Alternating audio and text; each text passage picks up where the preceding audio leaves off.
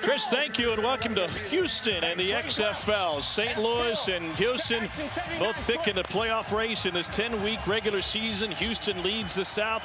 St. Louis in second place in the North. Teams have traded turnovers on their first possession. Second drive for the BattleHawks, led by A.J. McCarron. And the 10th play of the drive, and that's complete for another first down. Tom Hart, Greg McElroy, Cole Kubelik, and Katie George with you. And this is a big-time matchup in terms of the postseason. And such an important game, really more so for St. Louis, just given the standings right now in the XFL North. Seattle on a 5-game win streak. They are 5-2. Seattle trying to, or St. Louis, excuse me, trying to get there. They're sitting at 4-2, but currently own the tiebreaker, and they'll meet again here in a couple weeks. So a very important game for St. Louis. Play action, McCarron looking for the end zone, wide open, but too much for Darius Shepard.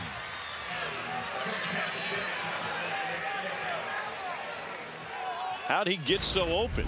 Man, just a little bit of play action. AJ moves to the right-hand side. No rusher, had plenty of room.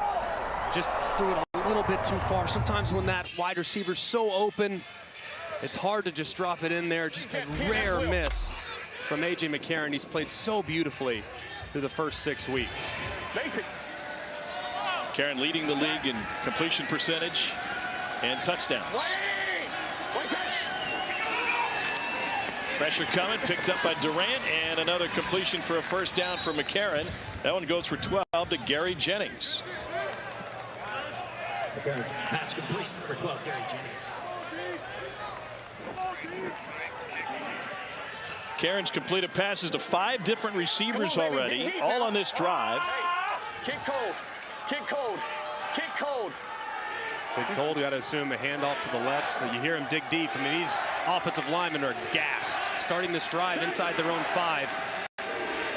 This is an exhausting drive for the offensive line. Pressure coming again into the end zone. Over the shoulder catch. And a St. Louis touchdown to Gary Jennings.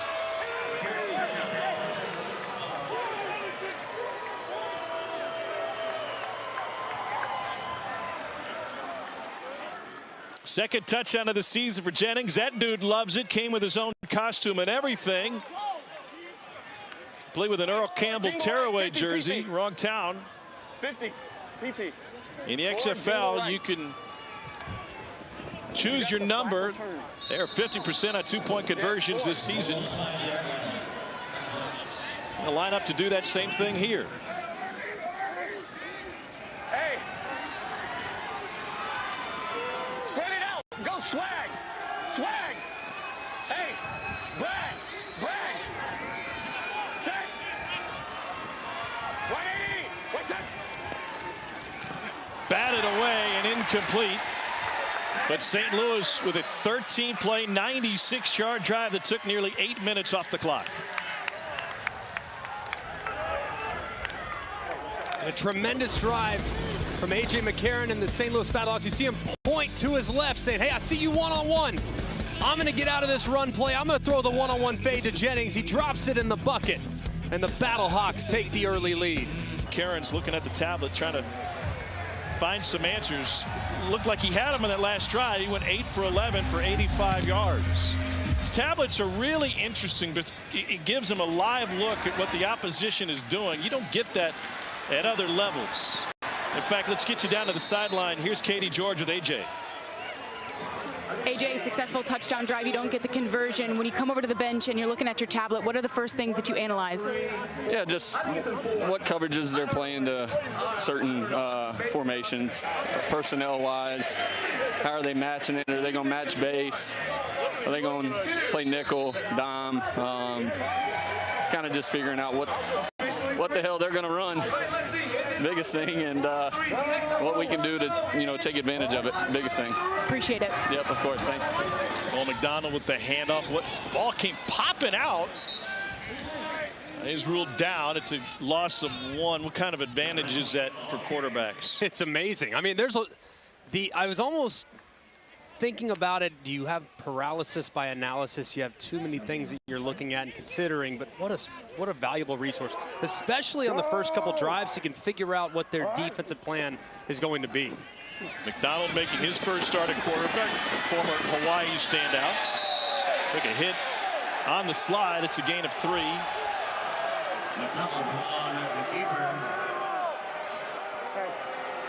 Spread that purple. Akinmuladoon may have gotten him late. Yeah, and you could see him slide down, but at that point, it looked like there was already engagement. So I think it's a good no call by the official, and you heard him call purple. That means they're just going to take a picture. No play. Get up there, pretend to snap it. Now you can get a sense of what they're going to be in defensively. Safety came up late, a little wobbler, but it's complete for a first down all the way to midfield for Cedric Bird. Both Bird and McDonald played the college ball at Hawaii. And that was a really important completion for McDonald. Just hadn't really been on the mark just yet, and that's a tough throw. Over the middle, man coverage, got a guy moving with a lot of speed right to left. Fluttered just a hair, but that should dial him in now with his accuracy. Oh, wow, almost picked on one that was too high. Mike Hampton had an opportunity. He's back after missing last week with an illness. Ball just thrown high and inside, and really fortunate that that one fell incomplete. Well, you just said that previous pass was going to help his accuracy. I think that's what it was, a tighter spiral at least. Let's find the positive. Let's, you know, that's a better looking ball. Greg McElroy's looking for positives. We've really made a turn, folks. On the draw, this is Bryson Alene. And Alene weaving his way all the way down to the 22, a pickup of 27 yards.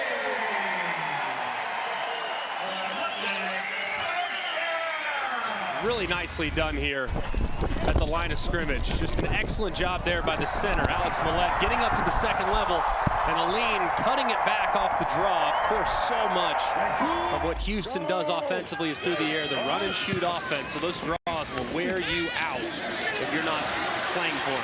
Here's Bird again. Both McDonald and Bird at Hawaii at the same time. Cole McDonald, 7th-round pick of the Titans after finishing 4th in school history with over 8,000 passing yards. Well, the great quarterbacks Hawaii has had. Get your breath, get your breath.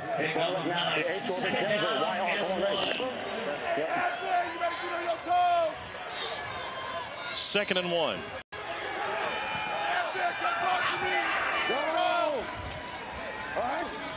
Max Borghi now in a running back. And he gets forward enough to pick it up. Willie Harvey got him by an ankle. Team leader in tackles, Harvey out of Iowa State. Good boy. Hold on, get your back, get your back.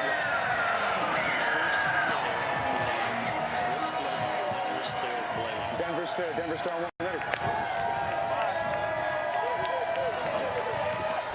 They'll give you a hand in Houston. They give you an entire leg. I might be giving. And you hear him right here, Denver. It should be a little zone read here by Cole McDonald. Borghi takes it to the 10. That's a gain of 3.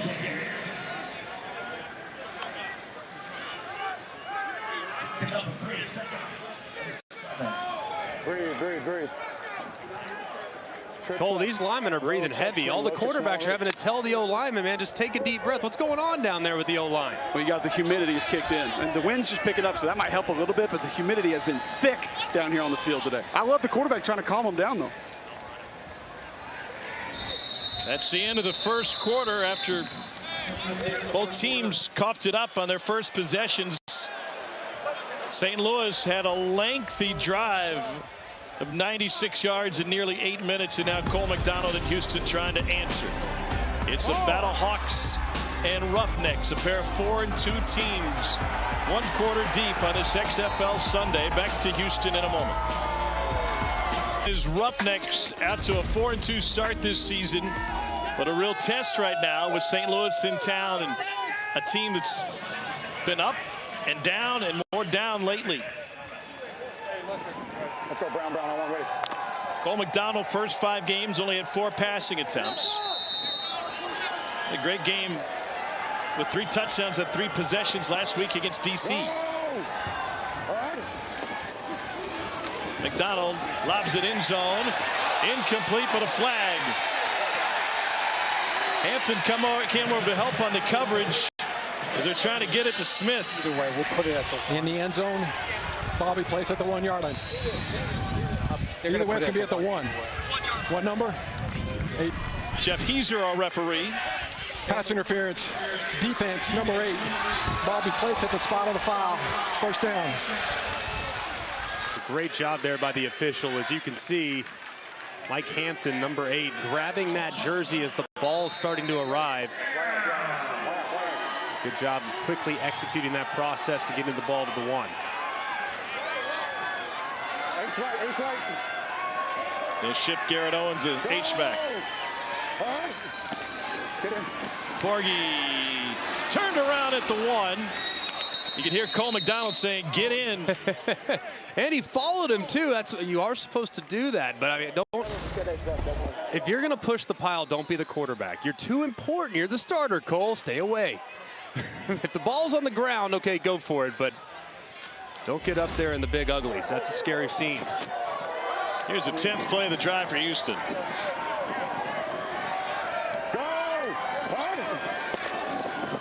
Borgie again.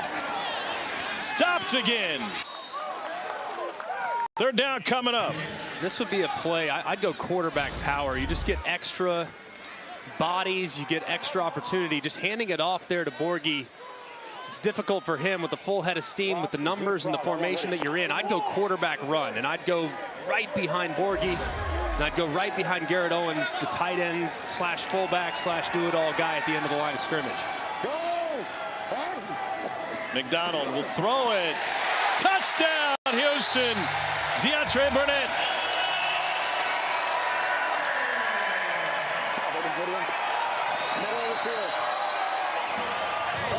Very nicely done there. Looks a little bit like Kansas City Chiefs in the Super Bowl. They found that man-to-man motion.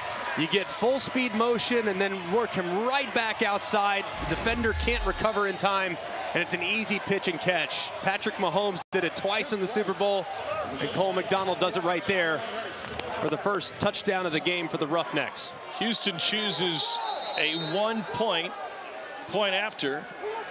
They're 0 for 6 on the 1-pointers this year. For the lead early. Here's the option pitch, and it got behind his man, Dejon Lee. Scooped up by St. Louis, but taken down at the 20.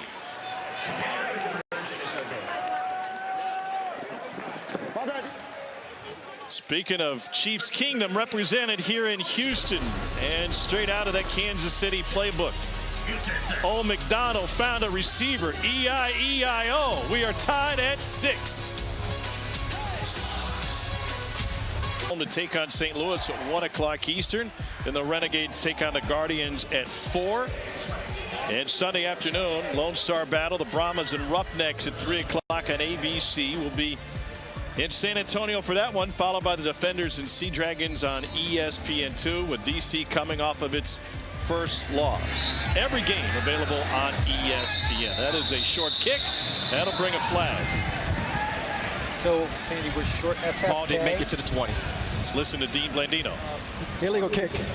Kicking so team. Short of the 20. The ball did not make it to the 20-yard line. Yards from the spot of the 15-yard penalty is enforced from the spot of the kick. It's accepted. Number 8. First down. Houston, number 8. Short free kick. Man, what a huge field position switch this is. Just massive. I mean, about a drive start on PN10. Not after a sudden change, but immediately taking the field at the plus 45. If I'm the offensive coordinator right here and I'm gifted something like that, and I'm Bruce Gradkowski, I'm calling a shot play right out of the gate. Hard play action, and throw it over the top. And from this condensed formation, that might very well be what you get. It's at least a 30-yard difference depending on the return. McCarron, the out route complete to Darius Shepard, who gets ripped down. Bump left extend. Left extend. 14 rollie Z smoke. X hitch. Bump left extend. All right, so you hear that 14 roadie. That's the run play. Z smoke is to the left. That's a short throw behind the line of scrimmage. The X is to the right. That's Marcel Aitman at the top. He runs a hitch route. It's locked too. And against soft coverage, you can take that all day long. Do you like the hitch here? I love the hitch here. Tejada is the cornerback in front of him. And A.J. McCarron's going to have to use a timeout with the play clock getting late. St. Louis. When we return, St. Louis BattleHawks looking to answer Houston, looking at a 2nd and 5. A.J. McCarron, 9 of 12 through the air. This is all in the family for this guy who's got a chance to play in front of his boys.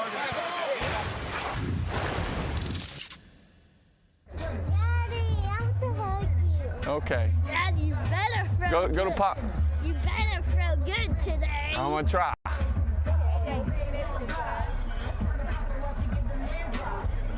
Come here. What's up, baby? You good? Love you. Big boys, Tripp, Gunner, and Cash. One wants a hug. One wants him to throw for 4 tutties. You better throw good today. I like it. Say it's tough. Hey, competition started in the McCarron house. 2nd and 5. Little lull, and Butler couldn't squeeze it.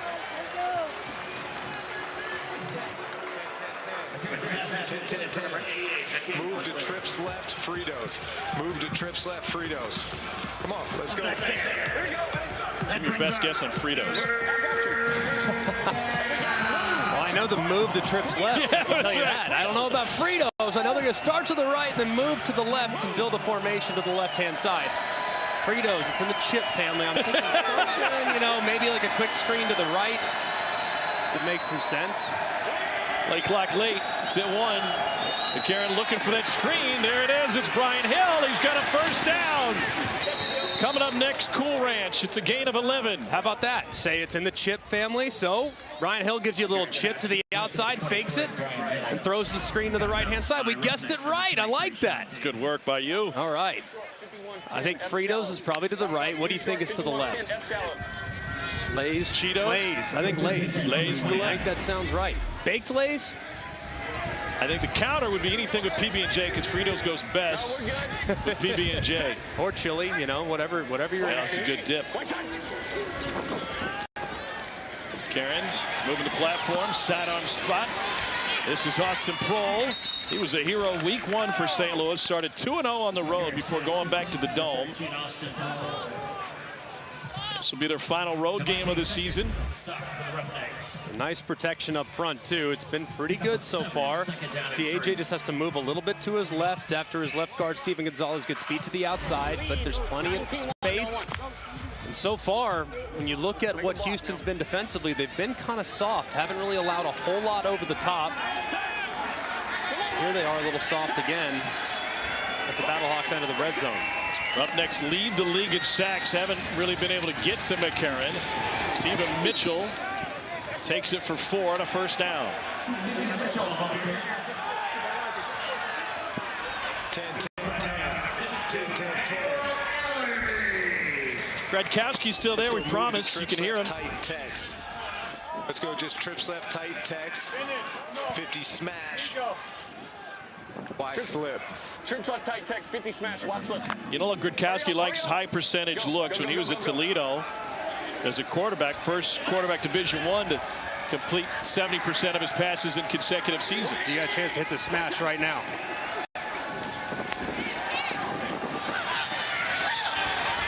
No, there's the flag. Marcel Aitman impeded by Raleigh Tejada. Probably around the 5.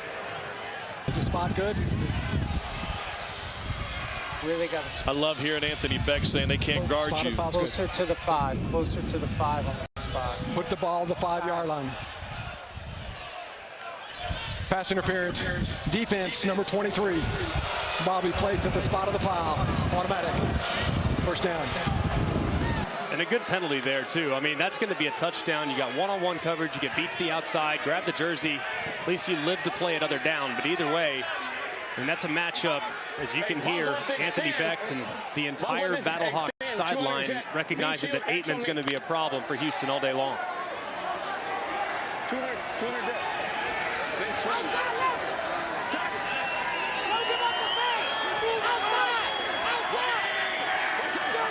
Pressure up the middle. McCarron complete. Shy of the pylon is Aitman again. Guarded by Tejada one more time.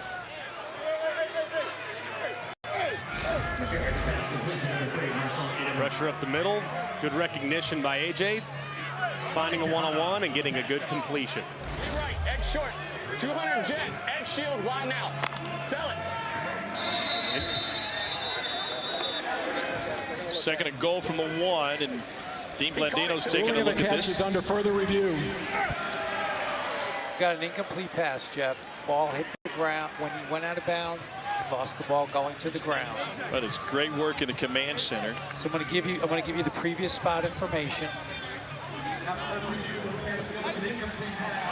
going to go back to the 5. Did not maintain possession of the ball going to the ground. Second down. We're on the 5 right hash.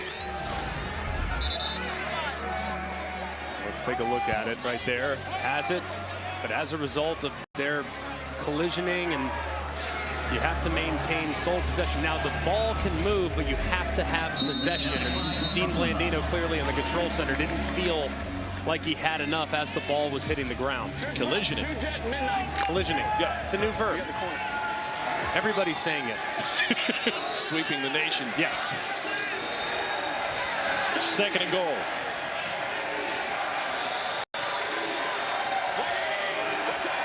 A lot of collisioning up front. Corner blitz and out to the outside, incomplete. Trying to go back to 8-man again. We missed 3 weeks of the hamstring injury. Sean Davis had the coverage that time. Third and goal.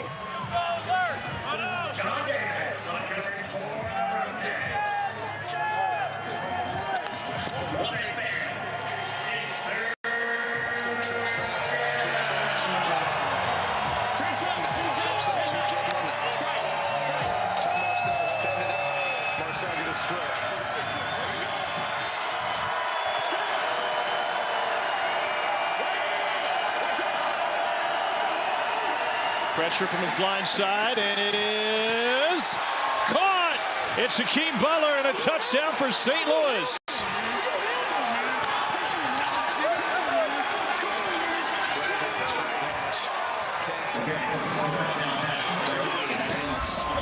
Fumble on their first play, the consecutive scoring drives for St. Louis. 50 PP. What an unbelievable catch from Hakeem Butler. Look at him go up and over the top. The defender's in perfect position. But the 6'6" Butler, who's just such a weapon in this part of the field, is able to reel it in. Yeah! Yeah! All right, here we go. We got it. Touchdown.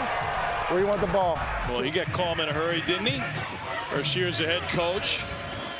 Limited coaching experience for Anthony, who was a teammate of ours at ESPN for years. Long-time NFL tight end.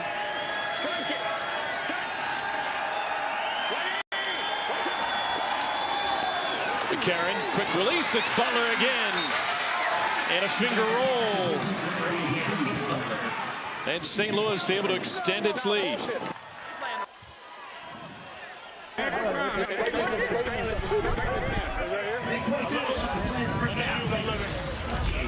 AJ wanting roughing the passer. He does get hit a little bit high. I thought I could see what he sees. That crown of the helmet kind of close to that head or neck area. Either way, great job understanding he didn't have enough guys to protect. He drifts just away from it long enough to buy a little bit of time. Floats it with plenty of air underneath to allow the receiver to go up underneath it.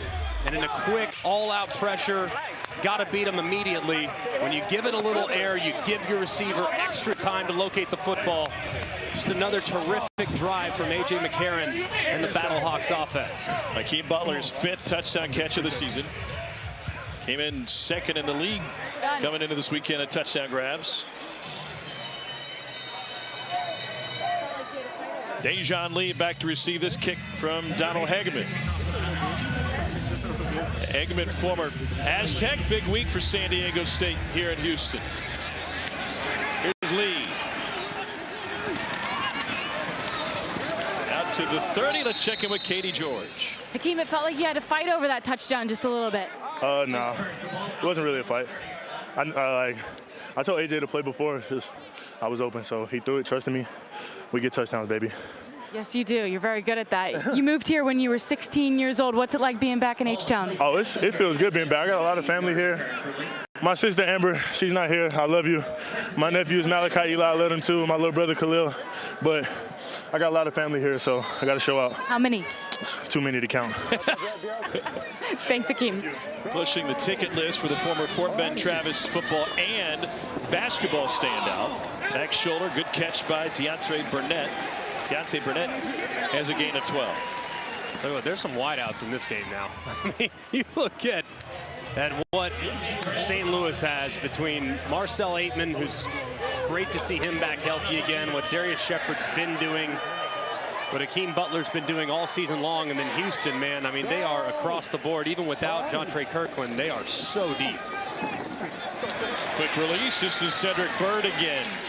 First down, pick up a 14. This red choice. Hum the trips left, red choice. Hum the trips left, red choice. Right, choice. So you, the receiver to the right gets to make the decision. So this receiver can run an out route, a go route, or a post route. It's his decision. That's why the name is choice. He wants to go route. Incomplete. Let's go. Trips left. Lizard. Tampa Lizard. Trips left. Tampa Lizard. Let's go. We got a whole fuck. Plenty of time left. Ready. We've seen some lengthy drives in this one. Touchdown drive for Houston, covered 11 plays last time. Here's Borghi for Washington State Cougar. And he slips through. Somehow he pounded through and he ends up with a 23-yard gain. Man, I think Borghi's so good. I just can't believe he doesn't have a home in the NFL. He's so good in third down. He's so much stronger than you think. He always seems to make initial contact miss. And he's a great contributor in the passing game. Of course, playing for Mike Leach at Washington State. He caught 1 million passes up there. He's a guy that I think can play at a ridiculously high level, even though he's not necessarily your prototypical measurables. Here he is. Part of this is Dejon Lee. Now McDonald throws it away. Borghi's played for the Colts, Broncos, and Steelers in his time in the league, and might have a doppelganger with Christian McCaffrey. If you do a double take, I mean, it really is. They look exactly the same. You got to look down. I mean, Christian obviously a little bit bigger. But either way, similar skill set, too. I mean, just very crafty, running routes out of the backfield, can contribute in the return game if you want him to. He's a guy that I'm just shocked isn't on a roster in the NFL. 41 touchdowns in his time on the Palouse. Here's Dejon Lee, and he gives him a burst to inside the 10 and another first down for Houston. You guys mentioned the Borghi lookalike with Christian McCaffrey. John Yarbrough, offensive lineman for Houston, said that it goes a little bit further. When he was in Carolina, he remembered Christian McCaffrey rolling up to camp on a skateboard, and he said, first day of camp for the Houston Roughnecks, guess who rolls up on a skateboard? Max Borghi. Go! Lee again, and a flag thrown. I don't know if I like the skateboard play or not. That just seems dangerous to me. I mean, we are playing football after all, but I mean, got it. Maybe do that after the season. You know, I don't know. Put Holding. the skateboard away. Offense, number 79. 10-yard penalty. First down. Should you feel better about a motorized scooter? Maybe a bird or a lime? I would make sure that all my players had knee pads, elbow pads, wrist protectors, 2 helmets, and maybe a Kevlar vest. And then you can take your moto scooter, your skateboard, whatever you want. You can take it out, but you will be covered in head to toe. Sometimes you just got to channel that inner Steve Caballero. I know Cole would be going Evel Knievel around town if he were given the opportunity. You got to reel him in sometimes, Tom. Gotta put a team in the Snake Canyon next year. Complete to the outside. Pickup of 6. That's Justin Smith out of Norfolk State. Okay, go turbo, turbo, turbo. Turbo. A.J. Smith channeling his Cliff Kingsbury, going shades. Detroit dog. All right, let's go. Trips right, Detroit. Detroit should be a draw here. Fake the pass maybe to the right, and then hand it off up inside to Aline. Aline out of Delaware State. Lee, who had it last time, is out of Delaware. A couple of first staters, and there's a pickup of one. Nate Maters from UCLA with the stop. Give me trips right, red, ZTD. H, get right to the goal line. Trips right, red, TD. And while you got that post, really try to work the middle. Scoot in just a little bit, Deontay. Work his inside. TD, you say, right inside, sounds like he's just going to throw a little curl route right inside, right at the goal line, low and away. Everything's covered, so it turns into a jump ball. And Trevell Harris has a pickup of 5. Carson Wells brought the pressure, pardon me. Fortunate on this one. You see on the right-hand side, Carson Wells working back inside. They've done a really good job, the defensive ends for St. Louis, for the most part, of understanding exactly where the quarterback is in the pocket as they rush the passer. That's unbelievable. So you can see Anthony Beck knowing that that was a pretty fortuitous throw. You don't have to draw a picture on the scorecard. Cole McDonald goes back sideline side, threw a strike on the sideline. Hunter Duplessis fits it in from 25. For an 11-play drive, the last one, that's a 10-play drive, but held out of the end zone. We all love Houston, and we love this matchup. We've got a great one brewing here in H-Town. And from behind, and now trailing by 5 with 3:04 to go before halftime. Hunter Duplessis with the field goal from 25 yards out, kicks it away. And moments ago, Cole Kublik with Cole McDonald. Cole, you had the interception first series of the game, been able to bounce back now, drive back down the field a couple of times. How have you been able to do it? Take me through your mentality. Yeah, just made a dumb mistake throwing across my body, across the field, first of all, and when I was rolling out to the right. Just got to come back and play football. Next snap, one snap and clear. I got to know what's going on with asking your offensive lineman to breathe as well. Is there some yoga in the background? Like, how are you getting your big guys settled in? No, them big boys work hard up front, and anytime I can kind of chirp in the ear, tell them to breathe. I see them huffing and puffing. Hey, let's lock in, breathe. It just gives them an extra, okay, hey, relax, get ready for the next play. Got it. Thanks, Cole. Anytime. Tell our offensive lineman Cole Kublik that same thing. By the way, since the opening play fumble, St. Louis play selection, 19 passes to just 3 runs. There have been plenty of room to just kind of pick apart Houston defensively. The secondary has been very aggressive. They're going to squat. They're going to intercept you. That's just what Houston's done up to this point. And A.J. McCarron's done a great job getting the ball out of his hands quickly and recognizing favorable matchups. And there are plenty with that excellent wide receiver core he has to work with. That was Kroll in motion. They run it up back-to-back plays for the first time, and Brian Hill takes it for a first down. A.J. Hendy the stop. We approach a 2-minute warning. Looks like A.J. McCarron wants to try to squeeze one more off here. At least see if he can't go hard count, see if he can't get a free play. There you go. No flag. McCarron taken down. It's a loss of 3. John Daka with the sack. Hey, what's he got on sides? He wasn't in a neutral zone, coach. He wasn't in a neutral zone. There's the explanation to Anthony Becht. Yeah, and you see, I mean, he's just trying to, he knows the shot clock's low.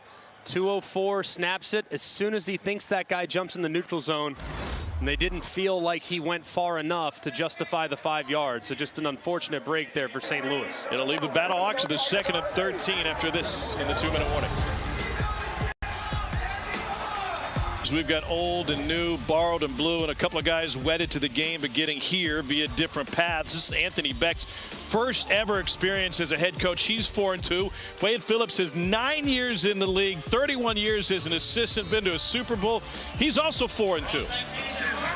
It's pretty amazing to think that Wade Phillips has been around for as long as he has, seen so much football. And I, as a Dallas Cowboy fan growing up, I could have sworn he was a Cowboys coach for longer than 4 years. Just wild, man. Just an amazing career. He's a Houston institution. Meanwhile, Becht has had a year playing for the Rams in St. Louis. McCarron tripped up. He's sacked for the 2nd time today. And that will leave 3rd and long for St. Louis with 1:46 left. A great job here by Harris. Has been a little bit quiet so far today. He gets engaged in a one-on-one, gets off of him and drops McCarron. And right here, a little surprised that Houston wouldn't want to burn one of their timeouts, save a little extra time, knowing that St. Louis is obviously way behind the sticks.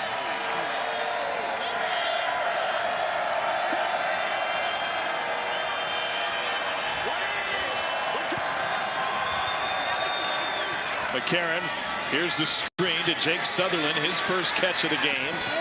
And he rumbles forward with 107 and counting. 15-yard pickup. 4th and a couple.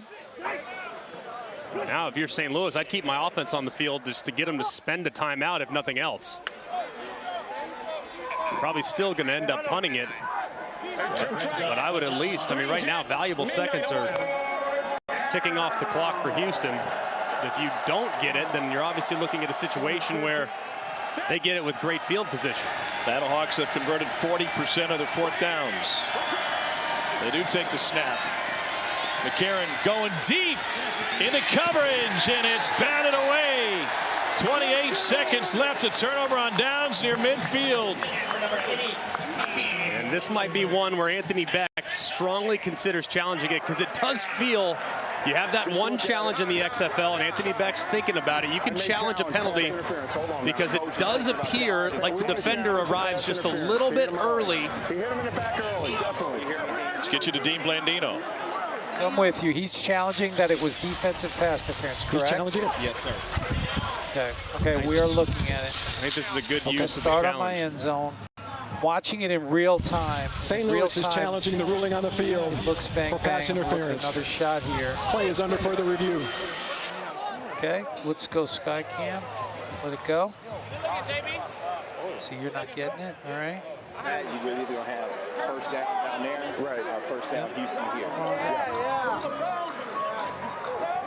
Just hopefully But again, in real time, bang, bang. The ball gets there. I just want to see a sideline shot just to make sure here. Yeah, that's what I'm looking at. Sideline's my last look. Again, it might be a frame early. In real time, bang, bang. Not enough here. Yeah, you hear it. I mean, you got to watch it in real time, really. Said if you just a frame early. All right, Jeff, after review, the ruling on the field stands. It's a bang, bang play. The contact, everything occurs right at the same time. Thank you. We got Dean Blandino in the command center. Here's the call from Jeff Teaser. The ruling on the field stands. There is no pass interference. Dean, Major League Baseball is well underway, and we see guys being called out at second base, but being off the bag for a fraction of an inch. How does it vary in football when you're talking about it being bang, bang, and maybe a frame early, but not enough? Exactly. The game is officiated in real time on the field, and we can sit up here and micromanage it and go frame by frame and say it's a fraction of a second early. But on the field, that's not one we're going to call. We want to keep that consistent standard. Appreciate you, Dean, in St. Louis with the takeaway. Chris Cooper with the interception. And now they're saying incomplete. The ball was on the ground, and 23 seconds left. And this would be unfortunate, too, because this would be a spot where maybe you would challenge, but you just spent your challenge just a moment ago. This ball sails on McDonald. Does it hit the ground? That's a good job by the official. The nose of the football, as you can see right there, as Cooper's going in to try to intercept it. It goes right between his arms, and the nose of the football does, in fact, touch the ground. I think the understanding from a coaching perspective, what Dean just said about how the game of football is officiated in regards to replay. Number one, it's reassuring to me as a viewer and as a fan that we're not going to micromanage it, but it also has to impact your decision making and when to challenge, breaking down exactly what you see. Correct. I agree with the challenge there, though. It's a pivotal play.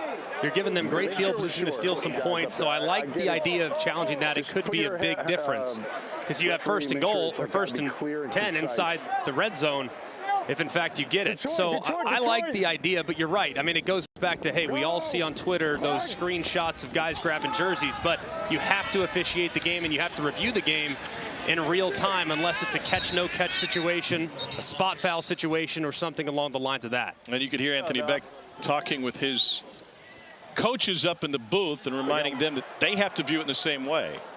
Hey. A timeout with 8 seconds left in the first half. Go for the ball. We don't have to freaking get near the receiver. Player 54 rolls on, and we've got all sorts of drama in the league. Episode 5 looks at why Wade Phillips and the Roughnecks brought back cornerback David Tolentino. Tensions rise for Terrell Buckley and the winless Guardians, who found a win against the best team. And the Sea Dragons looking to extend their win streak with the help of breakout wide receiver Ja'Cour Pearson, who leads the XFL in receiving.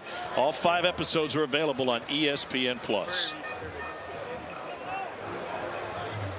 Let's listen in to Anthony Beck talking about the officiating. Well, you know what? Dean's got a degree in officiating, and unfortunately we don't. So what do you want me to do? I didn't know they had sheepskin for officials. Well, if they do, Dean has a master's and a doctorate. Offense number 79. False start. Offense number 79. 5-yard penalty. 4th down.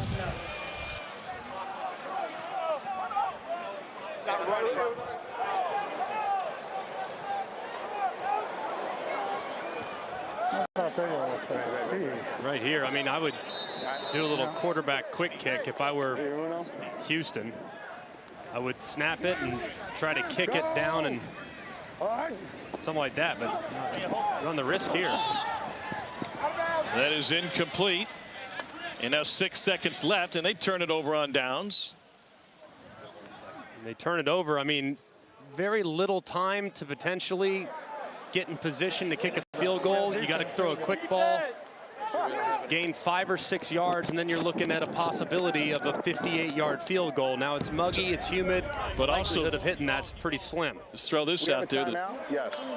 Legal double forward pass in the XFL. There's some trickeration you could work in for a Hail Mary that would look a little bit different. That's accurate, but I do think the Hail Mary off a double pass, probably not what you're looking at. Something quick, and then see if you can't get down immediately, call timeout, and then see if you can't nail a long field goal. But you got to tell your receivers immediately get down. McCarron's been sacked twice in this game. Down. Butler, did he get down in time? Yes, should have. Should be 1 second left on the clock. But if you're Houston, you run into the locker room immediately. That's what you do. That's the other play. Texans. Or we can't make a kick from here, right? We can try. Donald Hegman may be able to make it from here. Has a long of 44. Yeah. Can you get this? All right, let's get it. Let's try it. Go ahead. Done. Here we go. And if I'm Houston, I'm putting a return man back at the back of the end zone. So you can see right here, quick throw. If your receiver goes down immediately, you're not even sweating it at all, but just because he takes a couple extra steps, it makes it a little closer. As you can see now, in the back of the end zone for Houston's William Likely. So I like that play from Houston, the possibility to set up a return if this thing comes up a little bit short. This will be a 59-yard attempt. Hegman had a game winner against Seattle week 2 from 44. See the ribbons. It is a swirling breeze here in Houston. It's going to be short. Oh, it's good! Wow, it just snuck over. How about the carry on that one?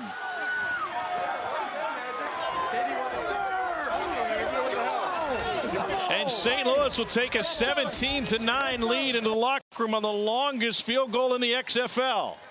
And that was a gift from Houston, just a gift. I mean, really mismanaged their offensive series at the end of the half, which gave St. Louis an opportunity to steal a couple yards, drop down, immediately down, and then kick a 50-plus. That was not ideal if you're a Roughnecks fan. Let's go! Anthony Beck with some energy. Here he is with Katie George. Coach Beck, paid off. You asked Donnie, if he could make it from there, what'd you think of it? Well, first, every second counts, right? So if they're going to give us 6, we're going to take it. It's a great job by Donnie. We're thinking about maybe throwing it into the end zone. I looked at Donnie and said, can you do it? He shook his head, yeah. I want to give him a chance. It was a rough start to the season for him, but we got faith in Donnie, man. He made a big kick the last couple weeks. And that's a hell of a job right there, man. I'm proud of him. Gives us some nice momentum coming out of the locker room. Definitely a momentum play. What did you think of the execution there in the first half? Not bad offensively. I mean, we don't want to fumble in the first play of the game, but we bounced back. We scored. I think our defense is playing hard. I mean, at the end of the day, we're moving the ball offensively. We got to continue to do that and put more points on the board. They're going to come out with a vengeance in the next quarter. We got to be prepared for that, weather the storm, and finish this game. Thanks, Coach Wright. Thanks, Katie.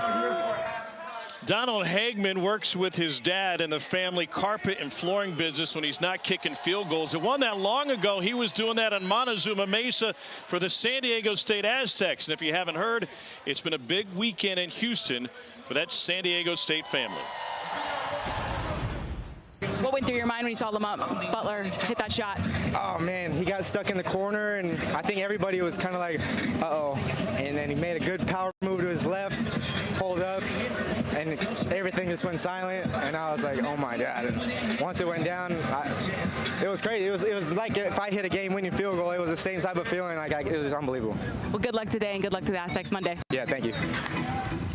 San Diego State under Brian Dutcher playing for a national championship here in Houston against the Huskies of UConn tomorrow night.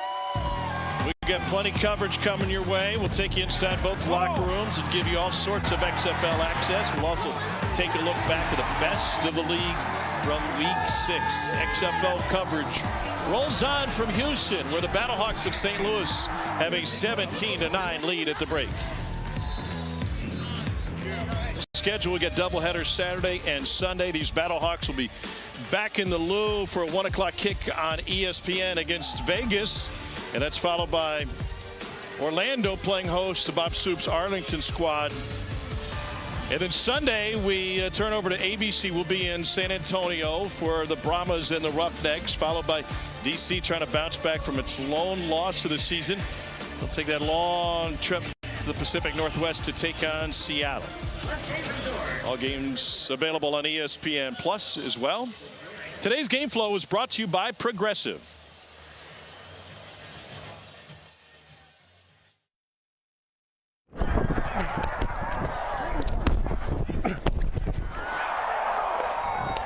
Hey, pick that.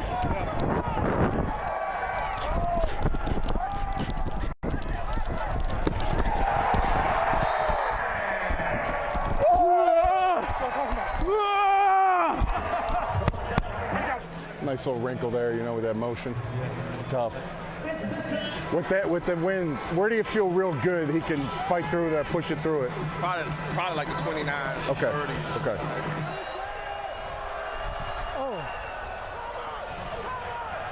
Oh, he made it. Let's go! I think it's good. Woo! Way to work that magic. Katie wants to get you walking. I'll do an interview. What the hell? Magic indeed. Both teams turned it over on downs in the last minute of the first half, and a 58-yard walk-off field goal to end the half. A little bit of everything here so far today. It's been a couple mistakes, right? That really poor clock management from Houston at the end of half, which gifted St. Louis the opportunity to kick that field goal. But when you look at what St. Louis has done offensively, with the exception of the fumble, they have been completely dialed in. I think A.J. McCarron's had a terrific first half, very accurate, allowing those playmakers to go up and take advantage of one-on-one matchups. And then conversely, on the other side, Cole McDonald hasn't really gotten into much of a rhythm throwing it. He's done okay, but he's made a couple of bad decisions and has made a couple of inaccurate throws. But the run game for Houston's been decent up to this point. Now they just got to balance it out with the passing attack. Cole Kulik, where are you? I'm right here with Jonte Lee. The kick coverage team is about 15, 20 yards away from you. How does that change your mindset? It's just like an inside run. Got to see the hole and hit it. There you go. Try to see the hole and hit it. Dejon Lee. Delaware Blue Hen standing at his own goal line. Hagman with some hang time. Oh, Lee took it off a hop. First hole cleared, and then he gets taken down and out to the 33-yard line. A little slow to get up. Carson Wells, the special teams stop. It was wild. It's almost as if because he dropped it, it slowed him down just a touch, which allowed the red sea to part right in the middle of that kick return unit. It's a pretty good gain there off the bad hop. So back to work for Cole McDonald. 50% completion percentage in the first half, and Max Borghi picks up 6 yards. Let's look at today's progressive first half stats. You can see BattleHawks doing a great job through the air, not as much from the run game, which has been really good for them the last couple weeks. You would think that run game would start to balance out. And then on the other side, the Roughnecks, 87 rushing yards for a run and shoot style of attack. To have that many rushing yards relative to your passing yards goes to show you they got to get that passing game going. There it is, complete to Cedric Byrd. Good for a first down.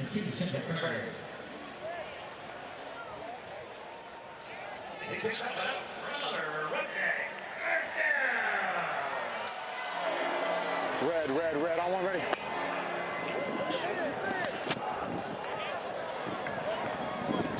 Yep. Got a good look for quarterback draw if you want it. Oh, into coverage. Really, Harvey was all over the intended receiver. And it results in an injury, it seems, for Ben Putman.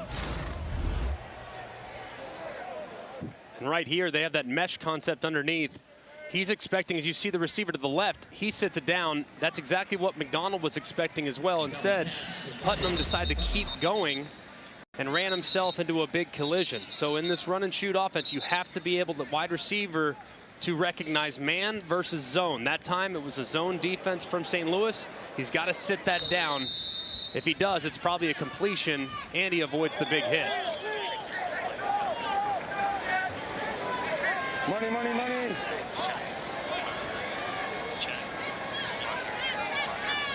Go! All right. There's a slant that's good for a first down. Travell Harris. Trips left. Yeah, give me trips left. Broncos. Trips left. Broncos. What are you doing? Get your breath. Straight run. Let's go. Get off the ball. Trips left. Broncos. On one. Ready. Broncos. Okay. Their zone run game, made famous by Mike Shanahan, the Denver Broncos many moons ago. Many moons ago? You make us feel old. Here's Aline. Picks up 9 on first down.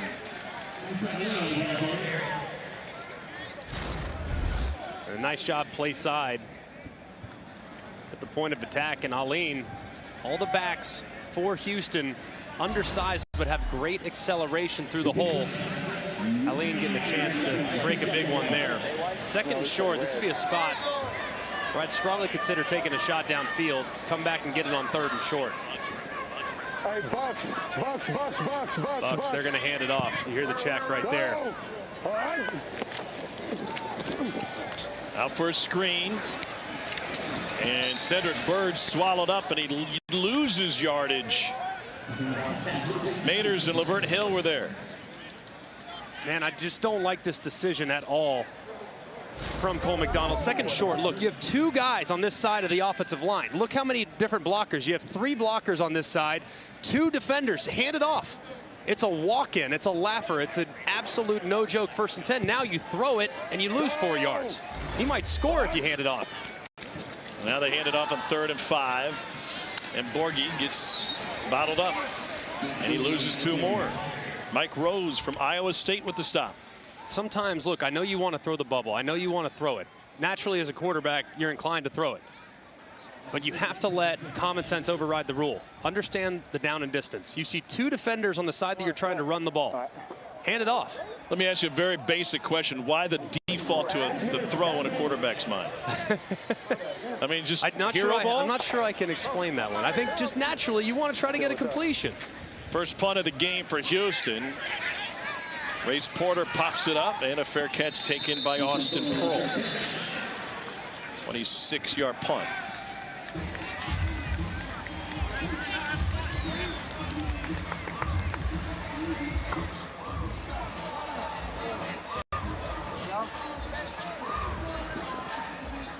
So A.J. McCarron. We going? Yes, sir. Ready when you're at. With Stetson Bennett, the only quarterback Stay in the pistol now. to win a pair of consecutive BCS national championships. Part of 3 national titles during his time at Alabama. In the NFL with the Bengals predominantly, but also the Bills, Raiders, Texans, and Falcons. And he's had a tremendous season for St. Louis. Out to Hakeem Butler. And a gain of 4 on first down. Why was the X right for A.J. McCarron? I think he just hasn't had a chance to play in a long time. He's always been a great player. He just, when you're a backup, you get such limited reps in the NFL. And look, yeah, you get some time in the preseason, but it's just not that many reps. And then you kind of go away. So you play 4 games a year. This is a great opportunity for him to kind of knock some of that rust off and put some good tape out there after having not really played in a featured role in almost a decade. 21 was his last time in the NFL. Brian Hill with the carry. 10, 10, 10, 10, 10, 10. Trips right, 3-jet Miami. 10, trips right, 3-jet Miami.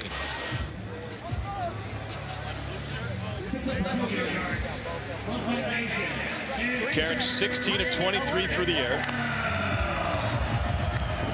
2 touchdowns, and he's been sacked twice. Legs up.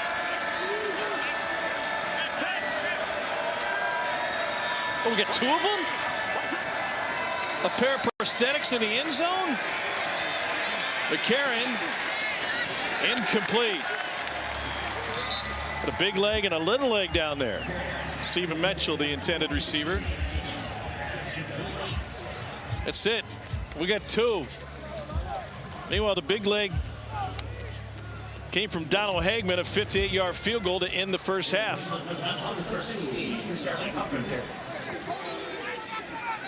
Roughnecks will have 2 returners out here. William Likely and Travell Harris.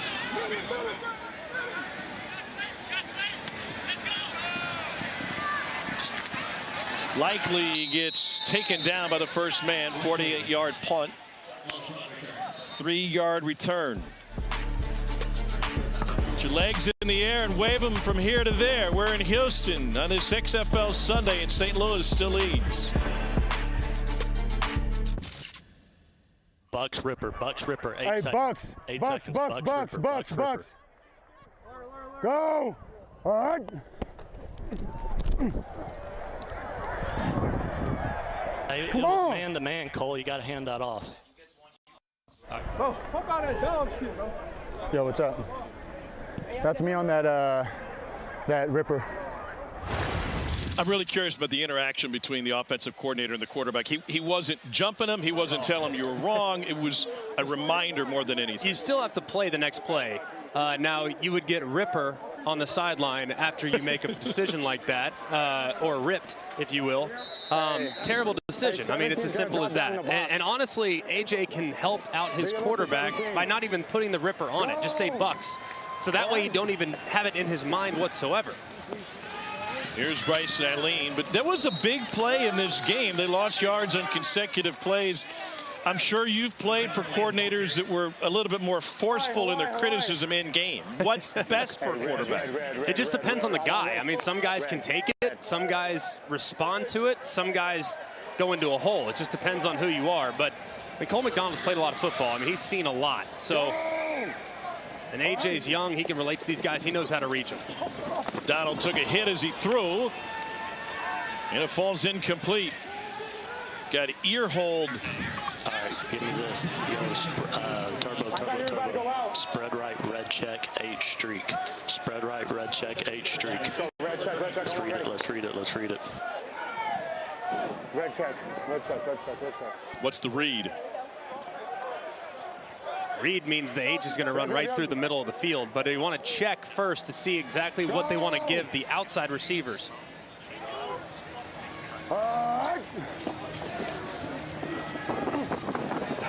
Donald on the run. And he escapes and tight ropes up the sideline. It's a gain of 11 yards for Cole McDonald. Cole Kubelik, what do you got?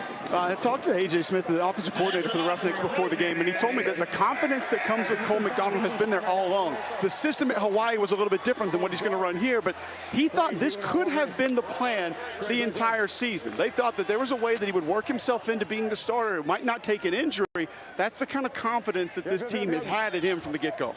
Brandon Silvers had started the previous 6. He's out with a tricep injury. A little wide, may have gotten tipped. He wasn't happy with Deontay Burnett and his route, apparently. Cole McDonald and Burnett not on the same page. McDonald visibly upset right there, thinking that his wide receiver, and let's take a look at it.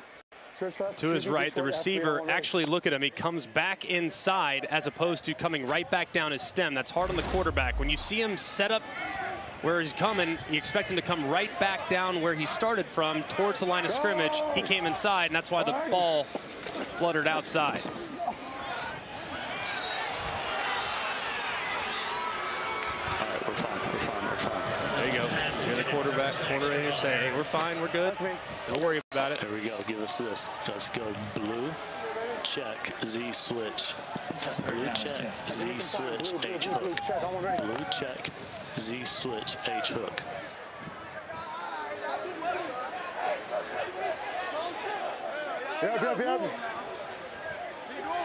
Go! He's missed his last couple. McDonald on 3rd and 10. Got swallowed up. Somehow he hung onto the football. And there's a flag.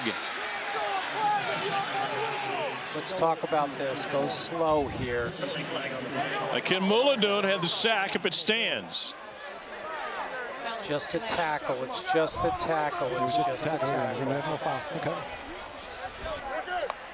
You hear Dean cleaning There is it no up. foul for a late hit. 4th down. That was a great job there by Dean Blandino. Look, on the field, it looks violent, throws the quarterback down. It's a great pass rush inside. You get a hold of him. Really, the only way to get him down is to do it the way he did it. He didn't land with his full body weight on top of him. Look, is that a flag in the NFL? Probably. But right there, that was a great job there by the control center saying, you know what? No, it's just a tackle. Don't overreact to it because the quarterback went back violently. Race Porter gets into this one. Here's Austin Prohl from the 22.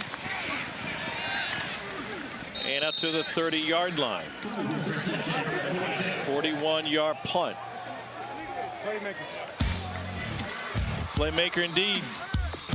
Freedom Akunamuludin with the sack for St. Louis. Was picked up. When you're going after the quarterback with all your force, what's going through your mind? Are you taking something off of it? Are you trying to not put your whole full body weight on him? Yes, so we can't put our full body on him because that would be a flag. So we kind of roll, and that's a technique our coach taught us. And then after the play, when I saw the flags, I would just went to my teammates and we just celebrated. It was lit. I saw the dance moves. Have you been working on that with Kevin for a while? Oh yeah, it was finally. Thanks, Freedom. Freedom Akin Mullidoon got through that one clean. Got to the quarterback clean. 300-pounder from Nebraska. 50.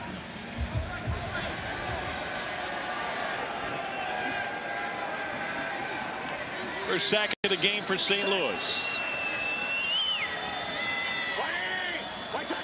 A.J. McCarron back to work.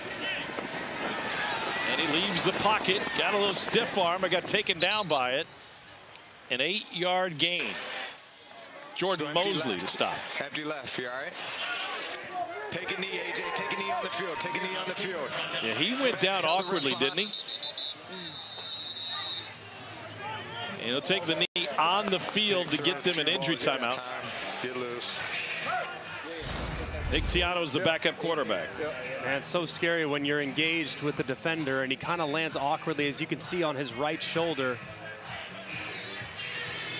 He gets up. Just all that body weight on the right side of his body. He's going to the tent real quick. He's going to go in the tent real quick.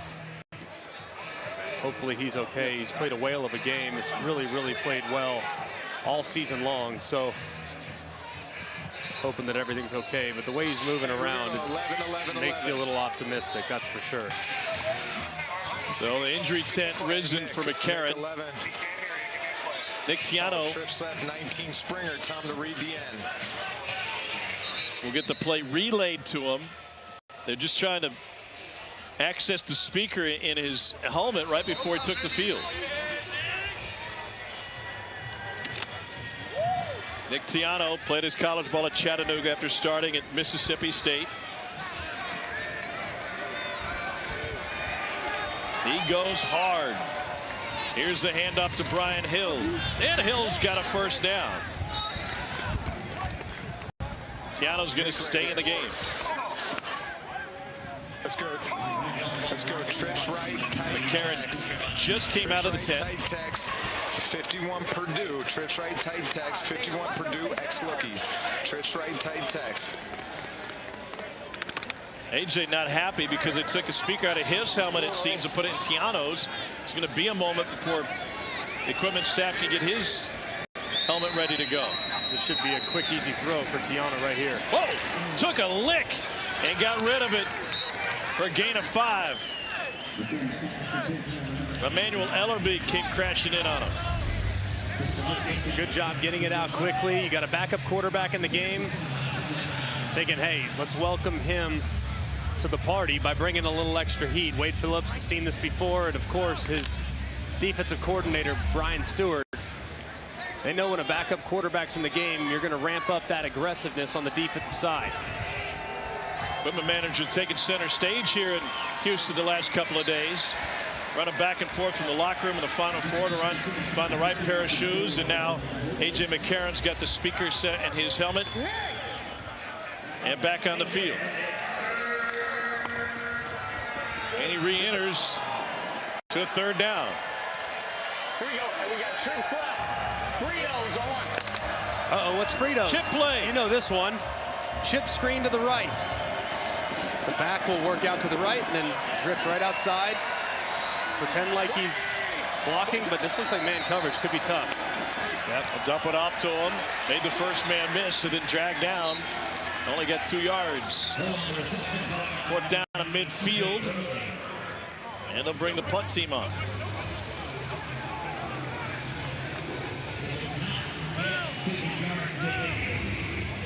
Sterling Hoffrichter on to kick it away for St. Louis.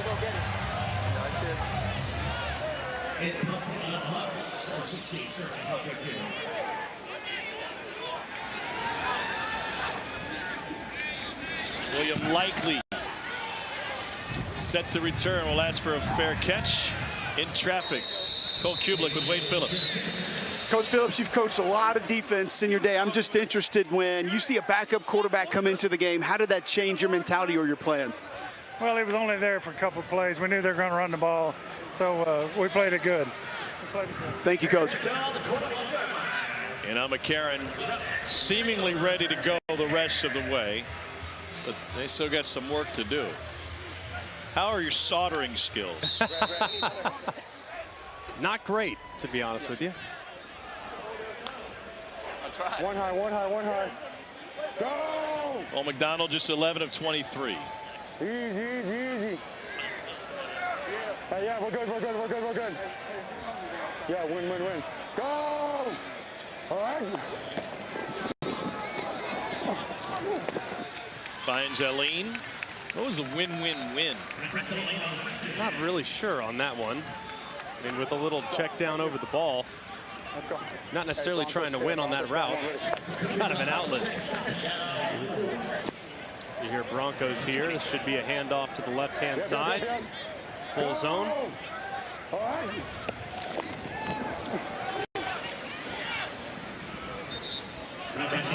2 yards. Here we go, here we go.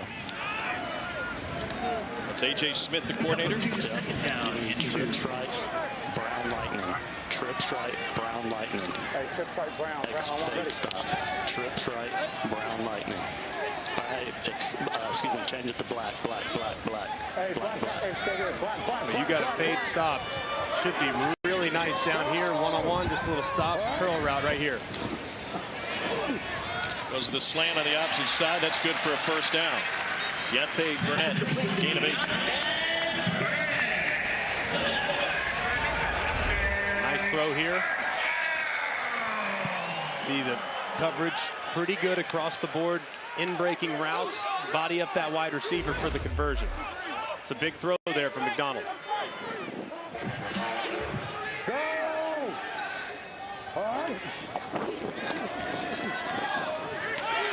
Set up for a big hit, but somehow Bird avoided it.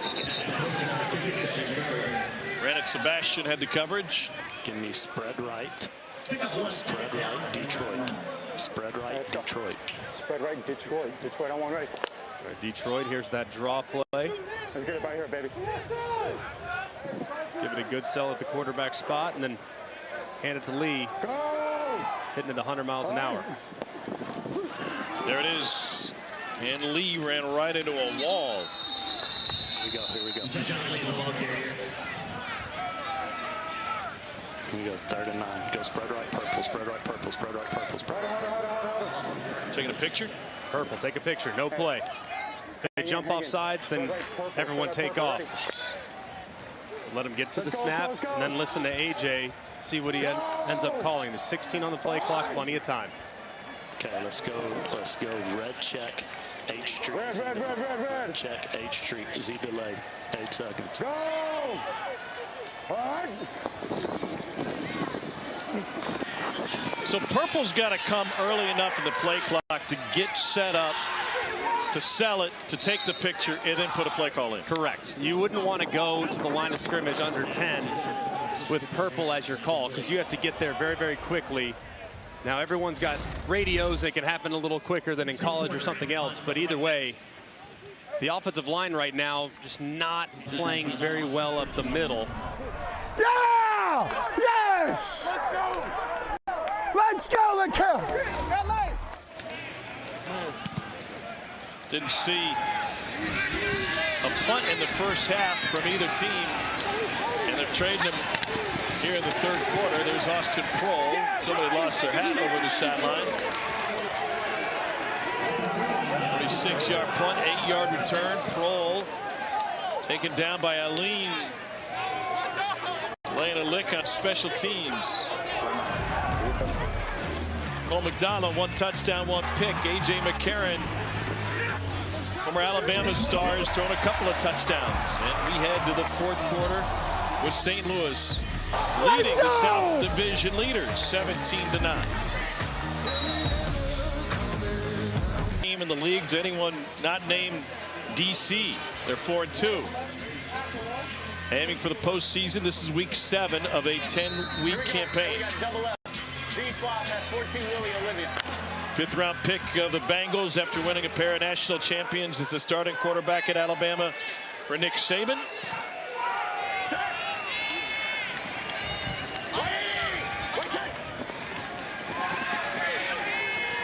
Here's Sutherland taken down. AJ came on the scene when you were the starting quarterback at Alabama. What was the quarterback room like back then? Oh, it was great. I mean, it's all your backup quarterback is so important. I mean, I don't think people necessarily realize that, because he's the only one that lives the rep like you do. He understands how to see it the way you see it.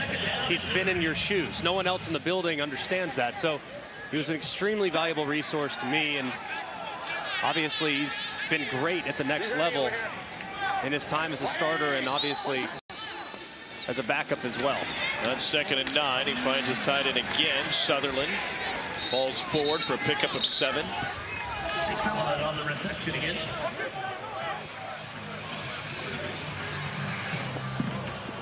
You know the McCarron family well, and had a chance to run into his dad pregame. Yeah, I got to see Tony and the kids and Catherine and Dee Dee. It was great to see him, and told him just how proud I was of AJ. It's just great to see him playing again, and obviously playing at a high level.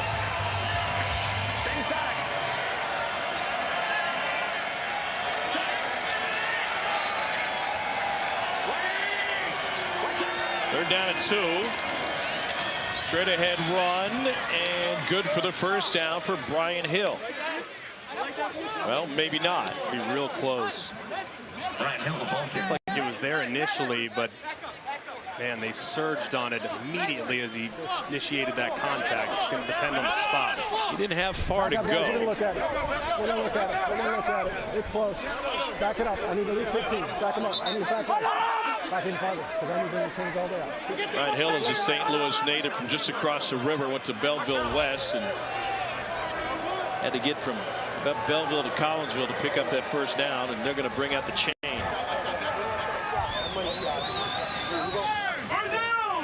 I'd like to make a suggestion, by the way.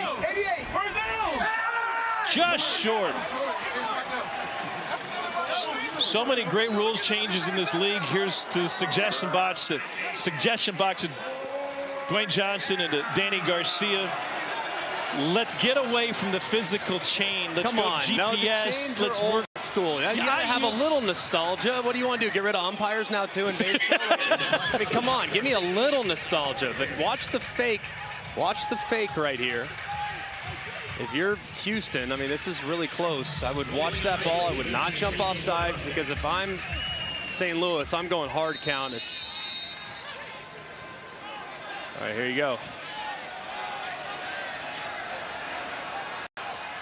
And now they'll check back.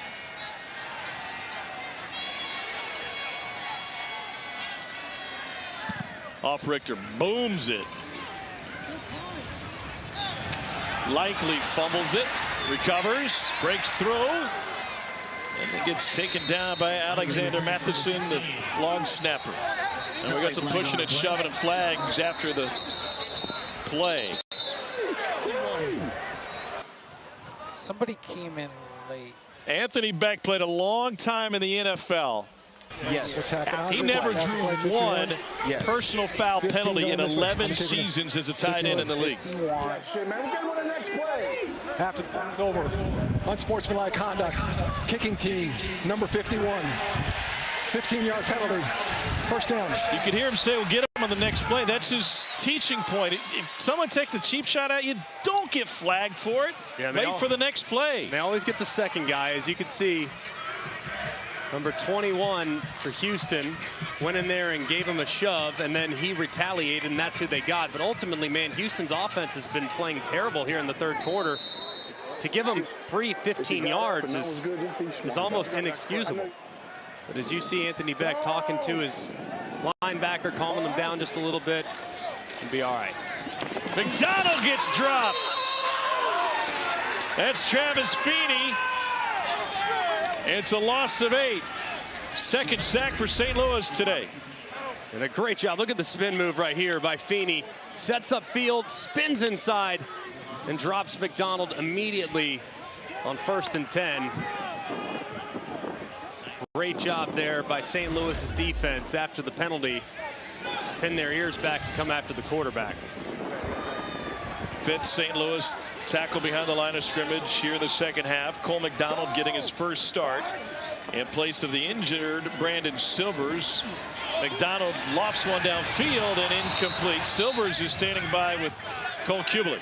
Brandon, just give us an idea of now your perspective over here. You have been the starter the majority of the season. What have you seen? What have you liked? Yeah, we just got to get the ball moving. Got to get some completions, get the ball out, and it's a little bit more different offense, but same type of plays. A little bit more QB run today.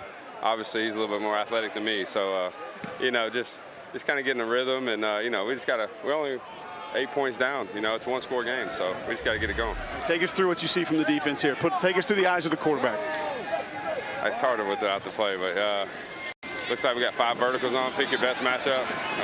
Kind of broke down. Let's go. Yeah, we have 5 verts. Pick your one-on-one matchup, and somebody got to get open, and you know, we got to complete a ball. How have you approached your role being injured and having Cole be the starter? You talk to him a lot. You try to go over there, try to stay out of his way. Yeah, for me, it's like when I'm in there, I know a lot of people in your head. You know, I know he goes down and sits and talks with AJ when he's not, when he's not in. So, you know, I'm not going to mess with him too much in his head. I'll go talk to him at halftime and, you know, just say next play, all the time. Thank you, Brandon. Yep, thank you. Brandon Silvers, 11 touchdowns on the season. A spinner from Race Porter. This is Pro with a full head of steam. And takes it right to the Houston sideline. 11 yards on the return of a 34-yard punt. What a weekend in Houston. Final Four is here. LeBron's here. Major League Baseball and the XFL center stage on this Sunday. Championship going on, and a couple of very interested observers on these two teams. Here with Iowa graduate Jack Heflin, defensive lineman for the Roughnecks. Caitlin Clark has been out of her mind for this Iowa women's basketball team. Give me over under 40 points for her tonight. Shoot, I mean, the way she's going, she got that Kobe mindset. I got to go. She's going to put the team on her back. So I don't want to jinx it, but I'm going over. And I'm just gonna assume you're taking the Hawkeyes over LSU tonight. Always Hawks. Hawks on top all the time. But all your LSU Tigers are taking on Caitlin Clark and Iowa today in the national championship. How do you like your chances? I'm going with the purple and gold all the way. Like, I like our chances. We got some great players, and we've had a great year. So I like our chances. Caitlin's good. Iowa's a good team, but LSU's better, I think.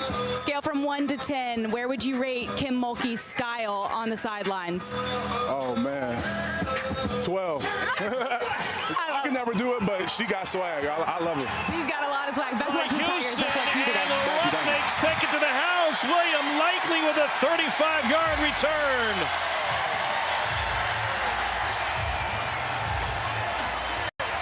And just like that, the Roughnecks are a 2-point conversion away from the tie. They could go for 3 in the lead if they want.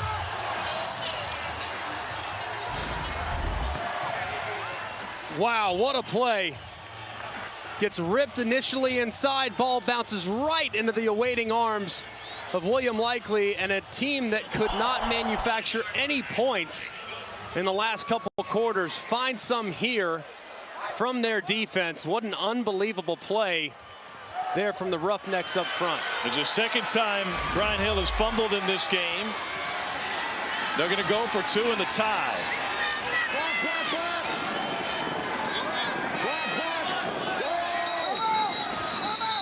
And a timeout requested by St. Louis.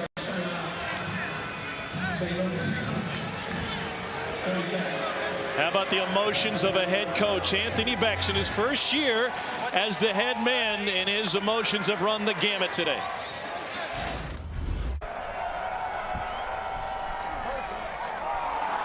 Are you serious? Come on, man. Art, what the hell? What is going on?